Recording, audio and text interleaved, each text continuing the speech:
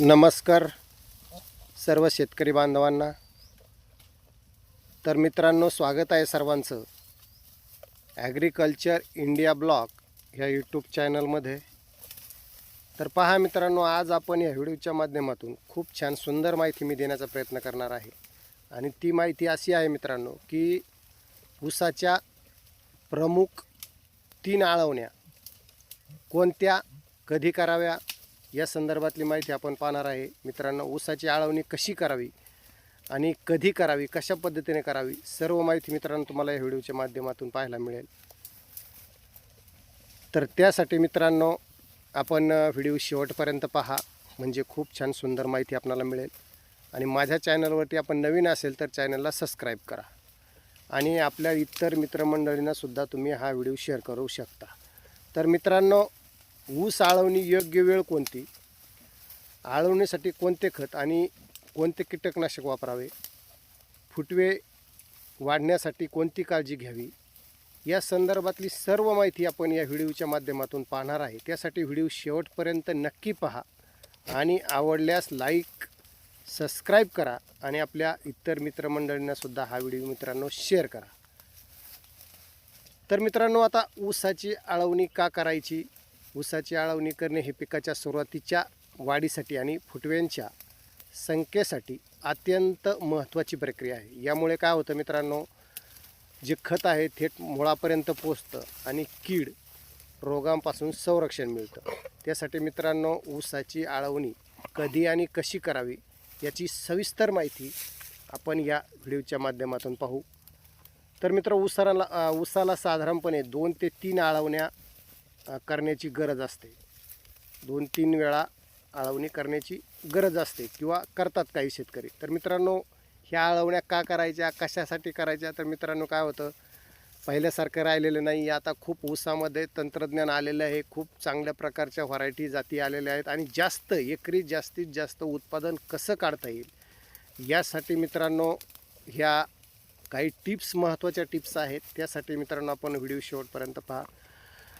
तर मित्रांनो काय होतं, आता पहिली आळवणी मित्रांनो कधी करायची, किती दिवसांनी करायची, केव्हा करायची, या संदर्भातली आपण माहिती पाहू मित्रांनो. जर मित्रांनो तुम्ही टिपरी पद्धत, समजा तुम्ही जर टिपरी पद्धत कांड्या पद्धतीने जर लावला असेल, तर मित्रांनो ज्या वेळेस तुमच्या ऊसाचा जो कोंब आहे, जो कोंब यायला सुरुवात होती, त्यावेळेस मित्रांनो पहिली आळवणी करणं खूप गरजेचं आहे. किंवा मग मित्रांनो तुम्ही जर डायरेक्ट रोप लावला असेल, एक डोळा पद्धतीने डायरेक्ट रोप जर लावला असेल ऊसाचा, तर त्यासाठी मित्रांनो लागवडीनंतर 8 ते 10 दिवसांनी ही पहिली आळवणी करायची असते. तर त्याच्यानंतर मित्रांनो आता दुसरी आळवणी कधी करायची, तर मित्रांनो दुसरी आळवणी, पहिली आळवणी जर आपण 8 ते 10 दिवसानंतर केली, तर दुसरी मित्रांनो 20 ते 25 किंवा मग 30 दिवसांनी.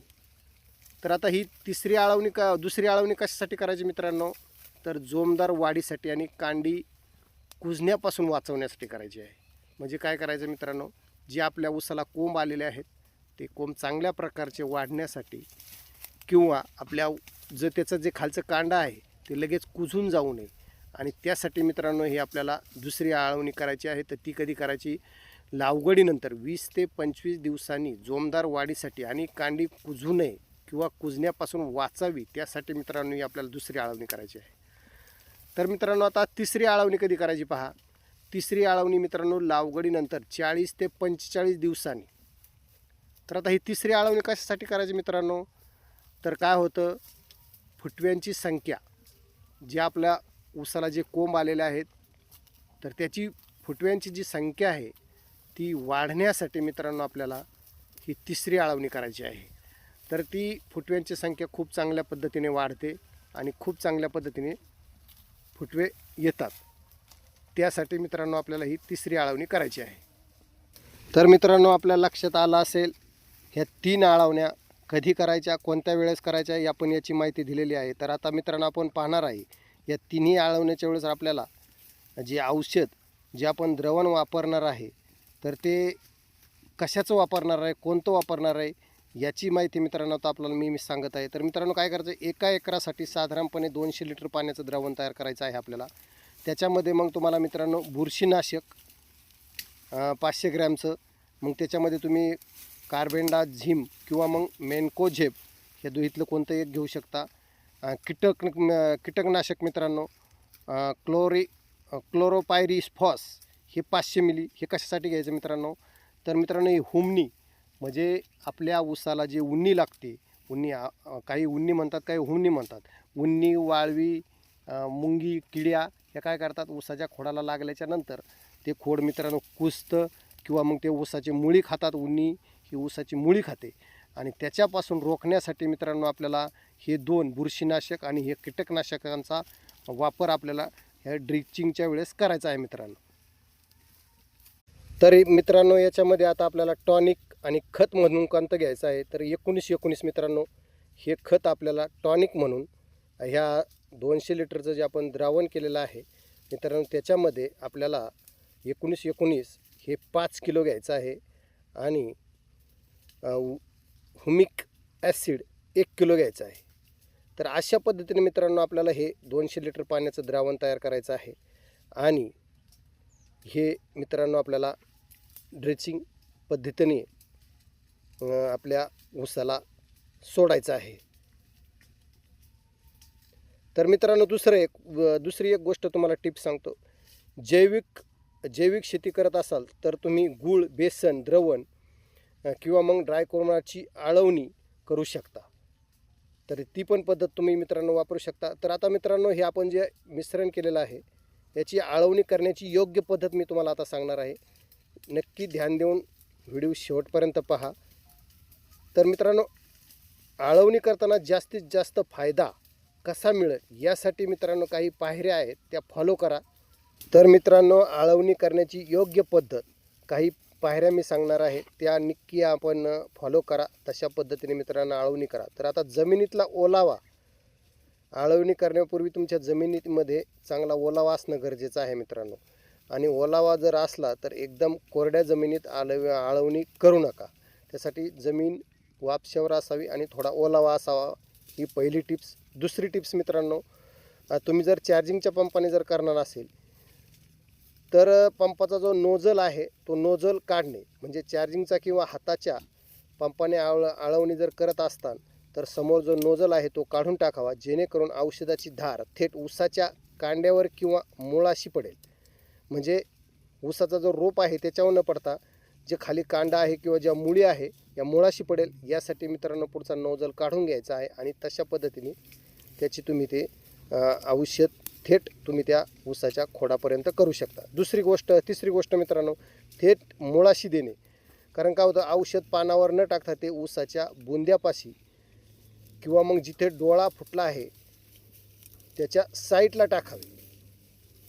चौथी गोष्ट मित्रांनो, आळवणी नेहमी सकाळी लवकर किंवा संध्याकाळी करावी. कडक उन्हामध्ये आळवणी करण्याचे टाळावे. अशा जर मित्रांनो ह्या आपण जर मस्त जर चांगल्या टिप्स जर फॉलो केल्या तर मित्रांनो 100% तुम्ही एकरी 100 ते 150 टन काढू शकता.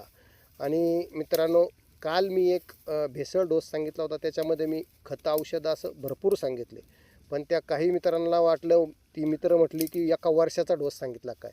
मित्रांनो आता पहिल्यासारखं शेती करणं सोपं नाही. ऊस जर तुम्हाला चांगल्या पद्धतीने काढायचा असेल तर तुम्हाला खतांचा, औषधांचा भरपूर त्याला मारा करावा लागणार आहे. तेव्हा तुम्हाला मित्रांनो 100-150 टन ऊस निघू शकतो. तुम्ही जर 1-2 गोणी मारून जर ऊस काढत असाल तर तुम्हाला 40 आणि 50 टनसुद्धा एकरी निघणार नाही. त्यासाठी मित्रांनो हा ऊसाचा मी पाठीमागच्या व्हिडिओमध्ये ऊसाचा जो डोस सांगितला होता, जो भेसळ डोस सांगितला होता, तो म्हणे 1 वर्षाचा सांगितला, तुम्ही पूर्ण तेवढ्यात ऊस आमचा निघू शकतो. तर मित्रांनो तुम्ही ज्यावेळेस तो पूर्ण ऊस काढाल त्यावेळेस तुम्हाला त्याचं ॲव्हरेज हे खूप कमी निघणार आहे. त्यासाठी मित्रांनो तुम्हाला त्याच्यामध्ये चांगल्या पद्धतीने ऊसाचं उत्पादन निघण्यासाठी खताचा, औषधाचा वापर करणं गरजेचं आहे. तर मित्रांनो आळवणीचे फायदे काय ते पण आता आपण थोडं मी तुम्हाला ह्या व्हिडिओच्या माध्यमातून सांगत आहे. तर वेगाने मुळांना अन्नद्रव्य लगेच मिळण्याने ऊसाची जी उगवण आहे ती एक समान होते. दुसरी गोष्ट फुटव्यांची संख्या जास्तीत जास्त आणि जाड फुटवे निघण्यास मदत होते. आणि मित्रांनो कीड, हुमणी, वाळवी किंवा कांडी कुजणे यासारख्या रोगांचा प्रादुर्भाव. तर मित्रांनो हे सर्व कीड, कांडे कुजणे, वाळवी लागणे या सगळ्या गोष्टी रोखण्यासाठी मित्रांनो आपल्याला ह्या 3 आळवण्या करायच्या आहे. आणि याची सविस्तर माहिती मित्रांनो आपणासमोर मी या व्हिडिओच्या माध्यमातून मांडलेली आहे. तर मित्रांनो माझा हा व्हिडिओ आपणाला कसा वाटला नक्की एक कमेंट करून सांगायचं आहे. आणि मित्रांनो हा माझा व्हिडिओ आपण इतर आपल्या मित्रमंडळींना शेअर पण करू शकता. व्हॉट्सअपच्या माध्यमातून करा, फेसबुकच्या माध्यमातून करा, इंस्टाग्रामच्या माध्यमातून आपल्या अनेक शेतकऱ्यांकडे ही माहिती पोहोचवा एवढीच मी आपणाला विनंती करतो. आणि व्हिडिओ माझा शेवटपर्यंत पाहिल्याबद्दल खूप खूप धन्यवाद. असेच माझे नवीन व्हिडिओ पाहण्यासाठी माझ्या ॲग्रिकल्चर इंडिया ब्लॉग ह्या यूट्यूब चॅनलला सबस्क्राईब करा. म्हणजे असे खूप छान सुंदर माहितीचे व्हिडिओ आपणापर्यंत येतील. तर असो मित्रांनो व्हिडिओ खूप मोठा होत आहे तर मी इथं आत्ता व्हिडिओ हा समाप्त करतो. माझा व्हिडिओ शेवटपर्यंत पाहिल्याबद्दल पुन्हा एकदा सर्वांचं मनापासून मी धन्यवाद आणि मनापासून सर्वांचा आभारी आहे. जय हिंद, जय महाराष्ट्र.